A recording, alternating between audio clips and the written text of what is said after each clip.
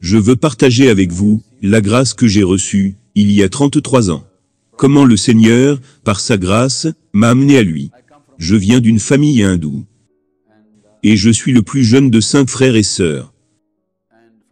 Dès l'âge de 11 ans, j'ai pris conscience de Dieu. Dans ma famille, ma mère et moi sommes très religieux.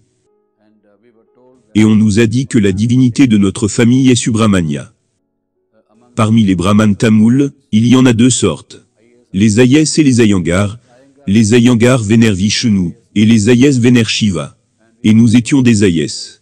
Et on m'a dit que la divinité de ma famille est Subramania. Et nous sommes des adorateurs de Shiva. Donc à partir de l'âge de 11 ans, j'ai pris conscience de Dieu. Et j'ai commencé à vénérer de nombreux dieux et déesses en fait, surtout Subramania. En grandissant, ma vie était une vie satisfaisante. Une vie heureuse, étant le dernier de 5 enfants, j'étais choyé par tout le monde, y compris mes frères et sœurs. Et il y a un écart de 4 ans entre moi et mon frère avant moi. Et donc étant le plus jeune, j'avais tout ce dont j'avais besoin. Et en grandissant, tout allait bien dans ma vie. J'avais une très bonne santé. J'étais très doué pour le sport. J'étais athlète pour l'université de Madras, cricket dans les séminaires des écoles publiques. Et j'étais assez bon dans les études. Je le pensais au moins, bien que mes amis ne seraient pas d'accord avec cela. Mais je sentais que tout allait bien, parce que je priais chaque jour aux dieux et déesses. Et je pensais que, parce que je suis fidèle dans mes prières, dans mes pujas, les dieux ont été bons pour moi. Pourtant, il y avait quelque chose en moi qui cherchait toujours le vrai Dieu vivant, pour le connaître. Je savais des choses de lui, en regardant autour de moi. En fait, j'avais l'habitude d'aller sur la terrasse de ma maison à Chennai. Je m'asseyais sur la terrasse, et je regardais les étoiles, et je me demandais, qui a créé les étoiles? Comment ont-elles vu le jour? Et si je pouvais réellement connaître ce Créateur? Je savais des choses sur ce Créateur, mais je ne connaissais pas ce Créateur. Peut-être qu'il y a un désir dormant dans mon cœur, dont je n'étais pas conscient. Mais après avoir terminé ma scolarité, après l'université, j'ai trouvé un emploi dans une entreprise appelée Siemens, à Bangalore. Nous étions 4 jeunes ingénieurs, tous célibataires. Nous aimions notre travail. Nous étions de très bons amis, plus que des collègues, nous étions des amis. Et l'un d'entre eux était chrétien, qui un jour, à l'heure du déjeuner au bureau, m'a dit très calmement: « Raj, je sais que tu es une personne religieuse. Je sais que tu crois en Dieu. Pendant les 2 dernières années, je voulais te dire quelque chose. Mais j'ai hésité. Maintenant, je vais te le dire. » Il a dit: « Dieu t'aime. Jésus t'aime.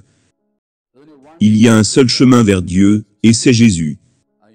Tu dois croire en Jésus pour aller au ciel, sinon tu n'iras pas au ciel. » J'ai toujours pensé que j'étais une bonne personne. J'aidais les gens, et je faisais de bonnes œuvres. Et tout allait bien pour moi. Alors pourquoi n'irais-je pas au ciel, quand je découvre que je suis meilleur que beaucoup d'autres personnes dans le monde? Mais je n'avais aucune assurance que j'irais au ciel. Je pensais simplement que ma vie était bien. Mais cet homme me dit: « Tu dois croire en Jésus pour aller au ciel. » Je fus donc très offensé. J'étais très fier de mon héritage. Et je me suis dit que ce type était un fanatique. C'est une personne très bien, mais c'est un fanatique. Je dois donc lui prouver qu'il a tort. Je dois lui prouver qu'il y a plusieurs façons d'aller au paradis. Et je me suis dit que j'allais développer une stratégie pour y parvenir. Je ne vais pas me quereller avec lui sur la religion. Parce que la religion est quelque chose de très personnel. Je vais le convaincre de la bonne manière, à ce que je croyais à cette époque-là, qu'il existe de nombreux chemins vers le Dieu vivant et le paradis. J'ai donc pensé que si je montrais, à partir de mes propres écritures, qu'il y a plusieurs façons d'aller au paradis, il ne croira pas. Je vais donc lire son livre saint, la Bible. Et à partir de la Bible, je vais lui prouver qu'il y a plusieurs façons d'aller au ciel. Maintenant, je pensais logiquement, à cette époque, que tous les dieux des différentes religions sont tous les mêmes. Un seul Dieu, avec différentes parties. Et dans chaque religion, ils adorent un Dieu. Et ils sont tous les mêmes. Donc, si tous ces dieux sont le même Dieu, tous les livres saints doivent aussi être les mêmes. Et si je montre à partir des écritures hindoues, il ne croira pas, c'est un chrétien. Comme je pensais que la Bible est la même que les autres livres religieux, je vais donc lire la Bible. Et à partir de la Bible, trouver des arguments pour prouver mon point de vue. Que tous les dieux sont les mêmes, et le confronter avec ça. J'ai donc décidé de lire la Bible. J'ai acheté une Bible pour moi. Quand je lui avais dit que je n'étais pas d'accord avec lui, il m'a dit, « Si tu ne crois pas à ce que je dis, demande au Dieu vivant, et le Dieu vivant se révélera à toi. » Cela est resté gravé dans ma mémoire. Alors j'ai acheté une Bible pour moi. Et je me suis dit, je vais lire cette Bible, et prouver à mon ami qu'il y a plusieurs façons d'aller au paradis.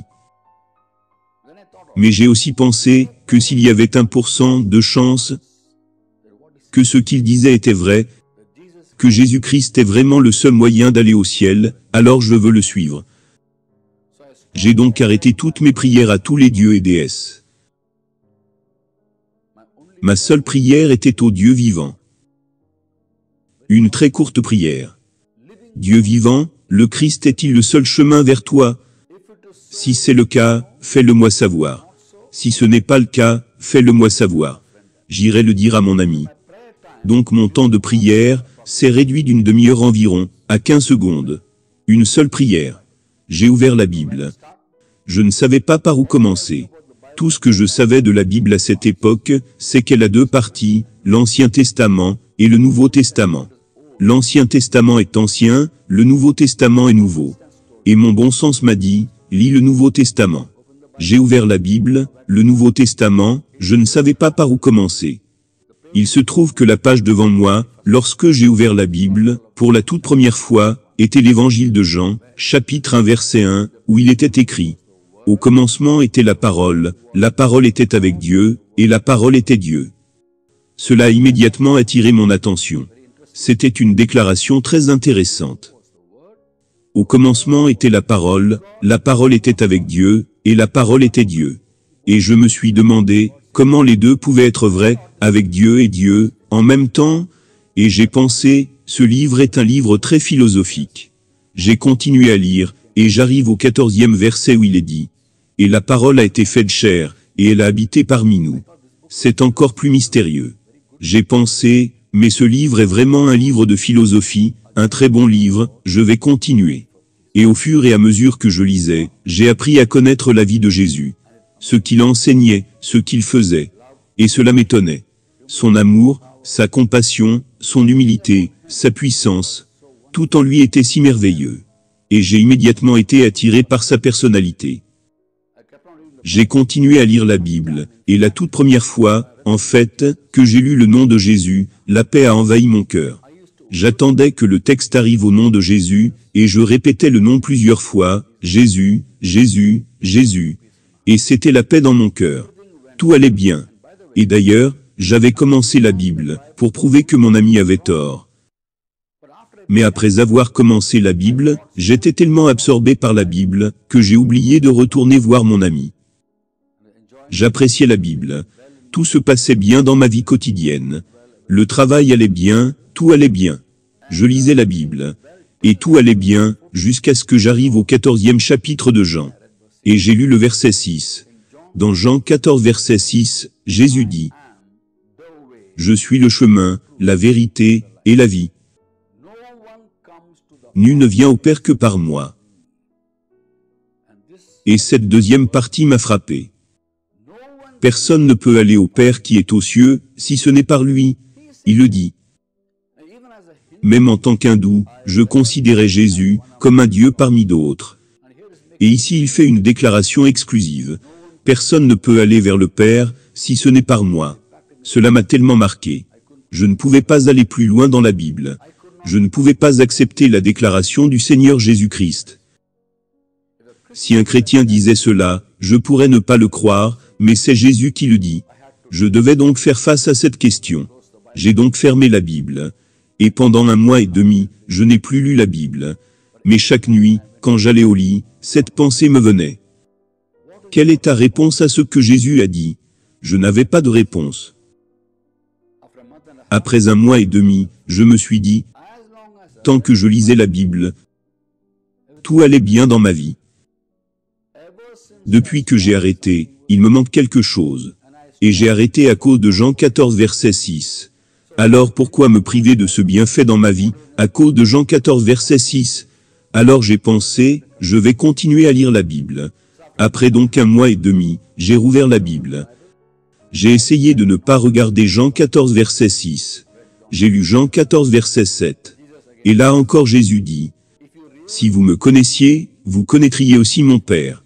Et dès maintenant vous le connaissez, et vous l'avez vu. » J'ai réalisé alors qu'il s'agit de connaître Dieu, vous me connaîtriez. Et cela était mon désir depuis l'enfance, de connaître Dieu. La Bible a donc commencé à me parler. Et j'ai pensé, ce Dieu vivant parle à travers la Bible. Laissez-moi lui poser des questions.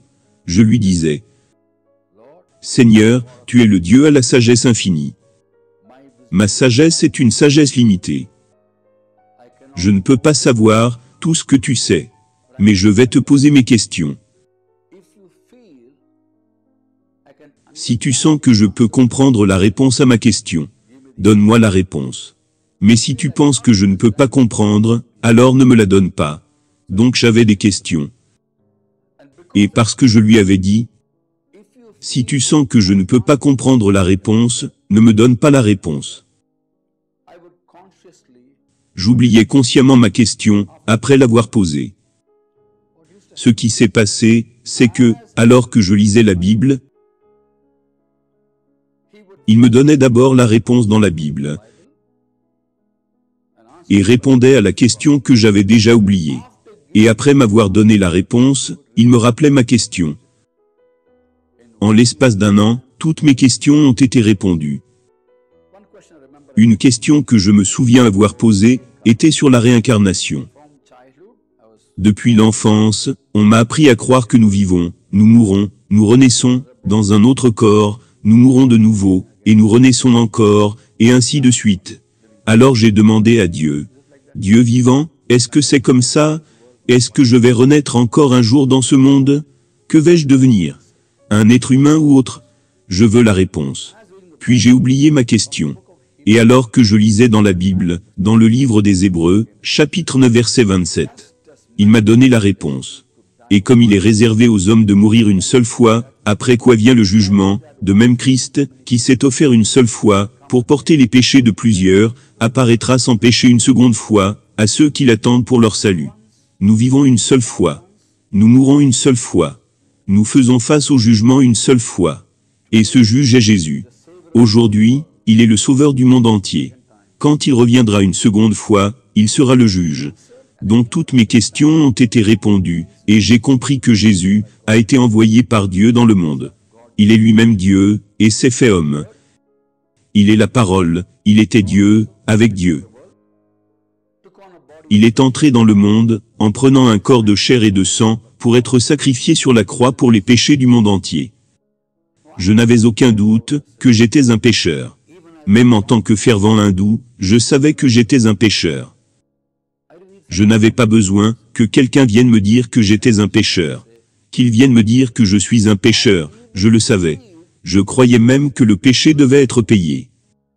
Mais je pensais que je devrais payer pour mes péchés.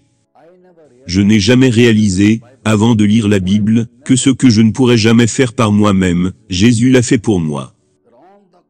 Sur la croix, après avoir vécu une vie sans péché, il a offert son corps et son sang pour payer les péchés du monde entier. En 1 an, j'ai su dans mon cœur que j'avais besoin de Jésus, qu'il était mon sauveur.